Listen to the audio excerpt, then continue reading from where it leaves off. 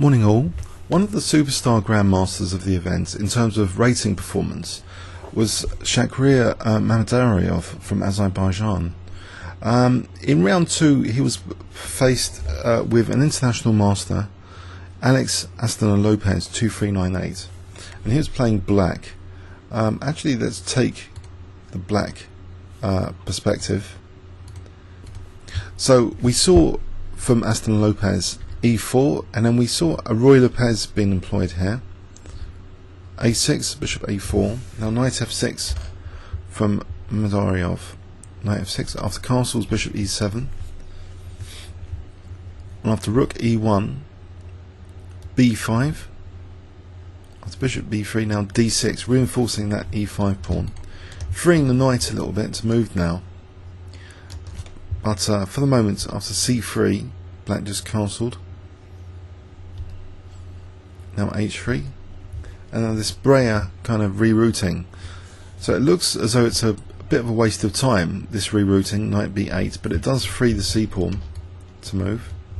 It also means that the knight can reroute perhaps more effectively, perhaps like this later, or maybe to c5 or b6. So the rerouting of the knight is a very interesting idea. And of course d6 supporting e5 means that the knight was free to do that. White puts more pressure now on the e5 pawn with d4, and that's supported. That's the immediate concern, to support e5. Now a4, bishop b7 hitting e4. That's protected. Now rook b8. Okay, and white takes on b5 here and plays d5, which might be premature. It looks as though black gets a kind of Sicilian defense type position now by just playing c6, because basically he's getting that semi-open c-file pressure. Looks quite active now after d takes c6, bishop takes c6. This position looks quite nice with some counterplay. Bishop c2, queen c7 now. Okay, after knight f1 we saw b4 gaining a bit of space. So it looks as though white's tied down, and this b4 is quite annoying. It's going to do some structural damage with bc at some point, or just keep that as an option of b takes or b3, just keep them as options.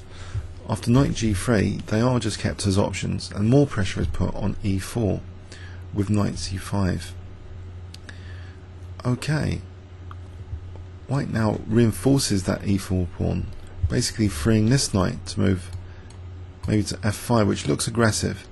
And you can imagine also, if this knight wasn't here, the queen could swing across to some attacking square. Okay, but here black liberates the position a little bit further by playing d5. I can't imagine black to be anything but slightly better here.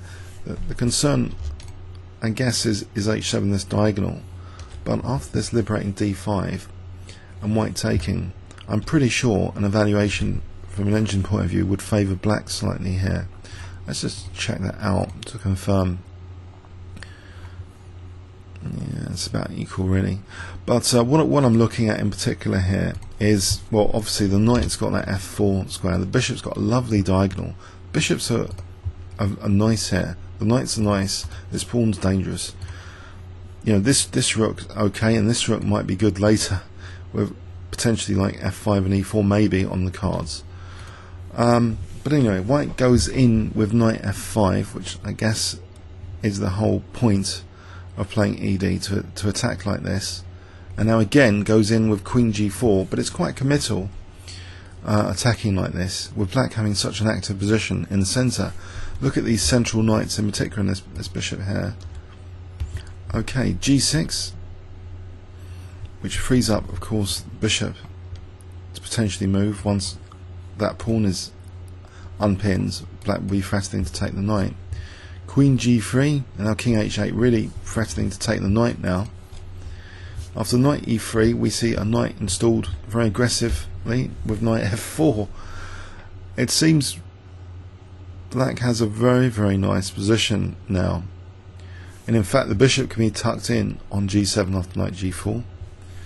So now black can also look forward to playing f5 with tempo, maybe, if needed. But there's other possibilities, which are of course very interesting. Immediately g2 is under fire here. Something has to be done about that now. White plays knight f3, fending off the g2 threat. Now the queen's attacked actually with knight h5, and it hasn't got too many squares. It goes to the awkward looking h2 square, which does keep the pin on the e5 pawn. But now black just inflicts structural damage, which is quite nasty. Bishop takes f3 onto his international master opponent. So this structural damage, okay, does it give white anything? Is there any compensation? This bishop was quite nice on the diagonal, you might think. And is there some sort of g-file pressure? Not really. It doesn't look as though this solid structure can be attacked that easily via the g-file. So let's see how it progresses from here. Rook fe8. Now white plays c takes b4, and we have rook takes b4. And now rook a3, which tries to get the rook into the game and maybe usefully pin this knight to the queen. Now black plays f5, and for a moment that knight doesn't move now. White plays seemingly quite clever move, rook c3. Okay, so what is going on here after rook c3? The move Mamedyarov chose was queen e7. Let's see, if he took the knight, what would happen? What do our engine assistants think of this? They think queen e7 is a great move. If black takes on g4, hg, bishop g6. With g5 now as a threat on h7, so when does the rook move? We have maybe not g5 here, bishop g5, and the queen being tied to c5. This could be quite an unpleasant situation actually. Difficult, yeah, so not needed to go in for this. So in the continuation, this knight is left on g4, just improving when it can be taken, basically. So queen e7 also of course unpins the knight, freeing that to potentially reroute. Okay, and now maybe in fact fg is much more serious than before with this knight not pinned. So the knight actually goes back. Now black plays rook bb8. Okay, rook c4, and now this horrible knight rerouting to e6, going eyeing that very sensitive f4 square in front of the double pawns. So it looks as though, you know, black's got a better, the neater structure. White's got the bishop pair. They don't seem that effectual. The structural damage is evident for these key squares really, and these knights look quite dangerous in this position. Bishop d2. Now queen b7 eyeing f3 and b2. Rook b4 attacking the queen. Okay, so here's another little seemingly trap. Why can't the black queen take on f3? What has white got in mind there? In the game he plays queen d7. He's like playing with white, torturing white with non-obvious moves. So what is going on with queen takes f3? Let's check that out. Queen d7 again, and recommended by the engine, by the way. Queen takes f3. Might not be that bad apparently. Still okay for black. In this position, if the idea of the trap was bishop d1, I guess with bishop h5 as the idea. So if the queen did go back here, then white should be okay. In fact, either bishop h5 or knight f5. And white has something anyway. He's got that g file maybe potentially one day. So this wasn't needed. Again, sidestepping, you know, black's tactical matrix of possibilities. Just playing Queen D7, just focusing on improving the position again, hitting the bishop on D2, offering an exchange of rooks, which is taken up. Now bishop C3 looks as though that's a useful bishop now on this diagonal, hitting E5, but the knights come in very aggressively now. Knight G5, threatening a terminal knight takes F3, forking queen and king. So this light square bishop is a different story now. Bishop D1, it's horrible defending that F3 pawn. And then we see knight F4, which is the knights are working together on H3, and also this knight can jump into D3, which could be useful. White tries to offer the H3 pawn here now by playing king H1, and I guess there might not be much of an issue actually with taking on H3. I can't see it, but let's check it just in case this is some sort of trap as well. Knight D3 is, which is played, which is given again as one of the stronger moves. I know H3 is good as well. There's no basic problem for black here. So okay, so here black's position is getting very strong. Knight D3 after rook G1, a very neat tactical move now, which really justifies knight D3. I wonder if you can spot it if I give you 10 seconds starting from now. It's the final move of the game actually.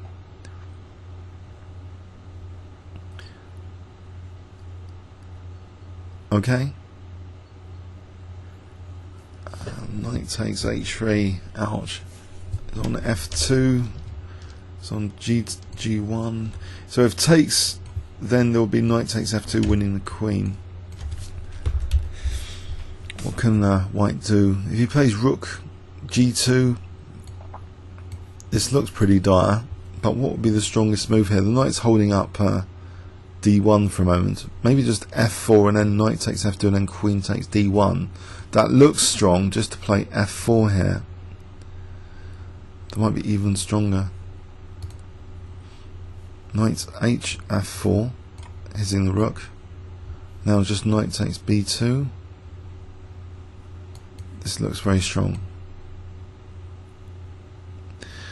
Okay, so white had enough after that knight takes H3 move anyway. So okay, white was outplayed, and it just shows actually the power of this Breyer system. How black really never seemed to have any issues from the opening. Basically, I think, I suspect intuitively that this D5 move wasn't such a challenge for black in this position to play the move D5. Let's have a quick check on the evaluation of this position. So white was slightly better, but I think after D5, do we see an evaluation drop? Yes. Let's sort of test that theory that D5 might be the... See, what I'm basically looking at intuitively is the opening up the C-file pressure, the sort of weakening of white's centre, the extension of this bishop. If this bishop is more blunted by just keeping the pawns like this, so queen E2, let black play C5.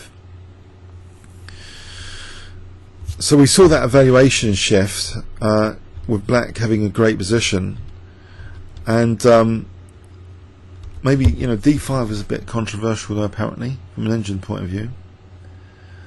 Gave white some chances. Maybe I suppose it does give F5 square. The follow-up here, Queen G4, is also looking dangerous. And now white maybe should have played check apparently. So check, and then what would be the idea? Queen C4, very tactical idea. But it looks as though it's about equal anyway. So in the game, Queen G3, and it seems white gets structural damage now in this game continuation after knight H4, taking the queen off F3, bishop ready to exchange off on F3, causing permanent structural damage. Okay, and there's rook coming in for the pin tactically sidestepped with Queen E7, not going for this munching of the piece here, with some tactical ramifications of White's pieces becoming very useful. White's pieces are trying to Black tries to make sure that the white pieces are not that useful in this game. Doesn't mind the exchange of rooks here. He's not going for that pawn either. Again, the light square bishop is kept locked in kind of by its own pawn chain at various points, forced into a defensive role here, and now White is getting overloaded by these threats, and he falls down to knight takes h3. Okay, I think there's something instructive in this game. I wonder how many of us can play the Breyer this well with Black quite aggressively. Comments or questions on YouTube. Thanks very much.